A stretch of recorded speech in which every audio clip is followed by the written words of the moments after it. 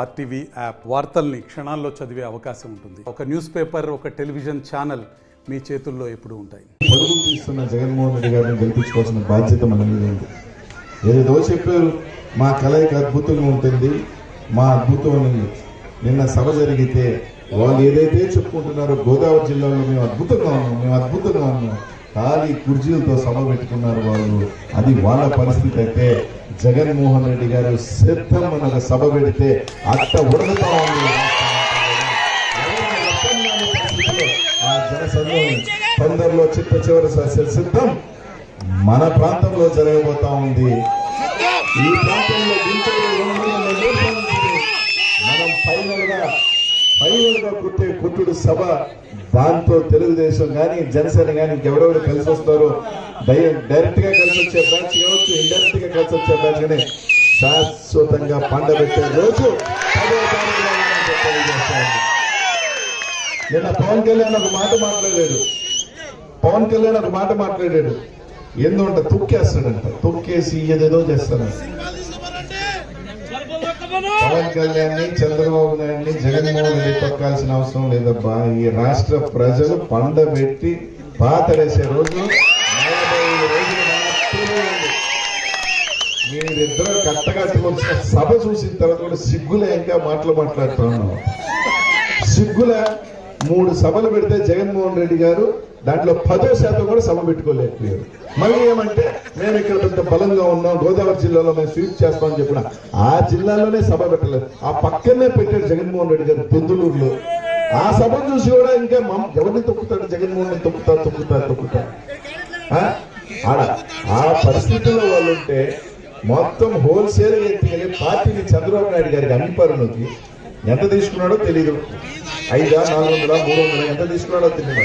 ఈ రోజు ఈ రాష్ట్రంలో ఉన్న కాపు సోదరులు కూడా అంతా చెప్తా ఉన్నా ఒకటే, అన్నా మీరు అతన్ని నమ్మి ఊర్లలో ఎక్కడో మిమ్మల్ని హోల్సేల్ గా అభిమానం ఉండొచ్చు, సినిమాల వరకు ఉంచండి, కానీ ఊర్లలో అతనేదో ముద్రిస్తాడు, అతనేదో మిమ్మల్ని ఇది చేస్తాడని కుర్రకారు కానీ ఏవైనా తప్పైనా సోదరులకు కూడా చెప్తా ఉన్నా అబాసు పాలైపోతారు. ఈ రాష్ట్రంలో మీరు దయచేసి మిమ్మల్ని హోల్సేల్ గా అమ్మేస్తాడన్నా ఇంకా ఏమీ లేదు.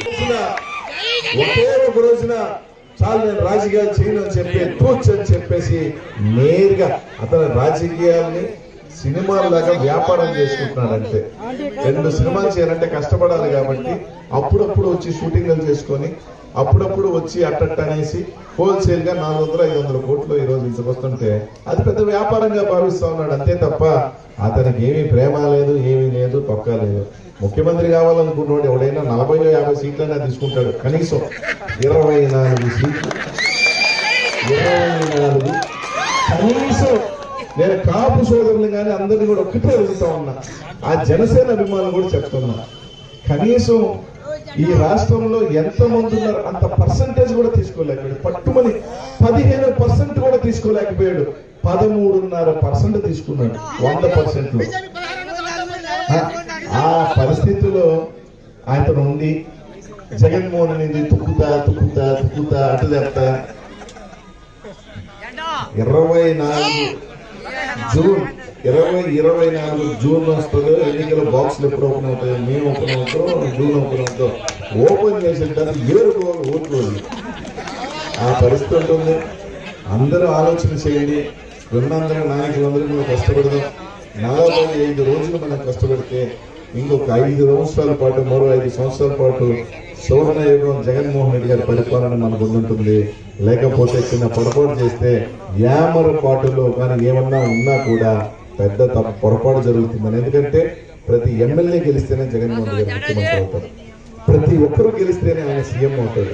అదేవిధంగా శంకర్రామన్ మీరు మంచి మెజార్టీతో గెలిపిస్తే జగన్మోహన్ రెడ్డి గారు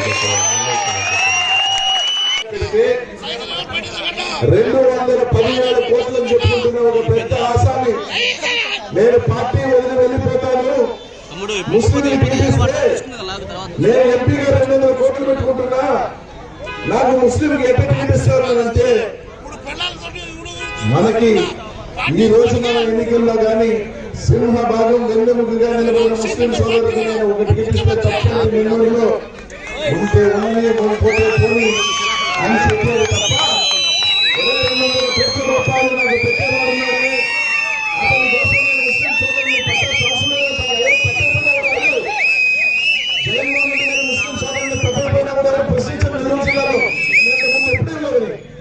కానీ ఒక వ్యక్తి ముస్లింలు పెట్టామని చెప్పి పార్టీ వదిలిపోయిన 2వ తేదీ తెలుగుదేశం పార్టీలో చేస్తా ఉన్న నెల్లూరు జిల్లాలో వాళ్ళ విజ్ఞత అదైతే పేదవాడైనా సరే ఇచ్చిన మాట ప్రకారం మైనార్టీకి ఇస్తానన్నాను. మైనార్టీకి పెట్టిన క్యాండిడేట్ ని ఆ బిడ్డే క్యాండిడేట్ గా ఉంటాడు, ఎవరున్నా కానీ గెలిపించుకొని ముందుకు వెళ్ళాలని చెప్పిన వ్యక్తి జగన్మోహన్ రెడ్డి గారు. ఇదే చంద్రబాబు నాయుడు 100 సీట్లు ఇస్తే ఒక్కటి ఇచ్చారు మైనారిటీ సీటు, ఒక్కటి. అది కూడా ఓడిపోతాడా గెలుస్తాడా తెలియని పరిస్థితిలో సీట్ ఇస్తాడు.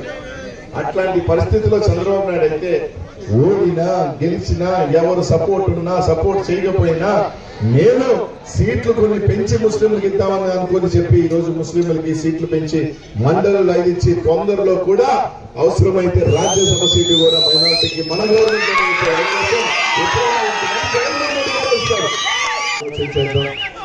కలిసిగా మీ దగ్గర ఉన్న జన సైనికుల పిల్లలు అప్పటికే స్టార్ట్ అయిపోయారు పాపం, వాళ్ళు కూడా తెలుసుకొని తప్పు అయిపోయింది, ఈడు మమ్మల్ని హోల్సేల్ గా అమ్మిపోయేసాడు అనేది వచ్చేసింది జనాలలో కూడా. వెనక్కి తెలుగు వీళ్ళని నమ్మి వీడి నమ్మితే కుక్కలాగా పడుతుంది. గోదావరి ఇచ్చినట్టే, గోదావరి కూడా కాదు సముద్రం ఇచ్చినట్టే జ్ఞానం చేస్తాడు పరిస్థితి ఇది. ఆ పరిస్థితిలో ఉన్నారు కాబట్టి అభిమానాలు ఉంటే సినిమాల్లో పెట్టుకోమని ఆ పిల్లలకి ఎవరన్నా ఉంటే చెప్పండి. తప్పకుండా మీ అందరి ఆశీస్సులో దీవెన ఉండాలని కోరుకుంటూ జగన్ అనే ముఖ్యమంత్రిని చేసుకుందాం, సంఖ్యలను ఎమ్మెల్యే చేసుకుందాం. అలాగే అందరూ కూడా ఎక్కువ శాతం ముస్లిం సోదరులు ఉన్నారు, ఎక్కువ శాతం ముస్లిం సోదరులు ఉన్నారు. ముస్లిం సోదరులు ఒకటే చెప్తా ఉన్నాను, ఈ రాష్ట్రంలో రాజశేఖర రెడ్డి గారు మీకు చేసిన మేలుకి ఆయన బిడ్డ వెనక నడిచారు మీరు జగన్మోహన్ రెడ్డి గారు వెంట. 2019లో 4 ఎమ్మెల్యేలు చేస్తే ఈసారి 7 మందికి ఎమ్మెల్యేలు ఇచ్చాడు జగన్మోహన్ రెడ్డి గారు అని చెప్తాను.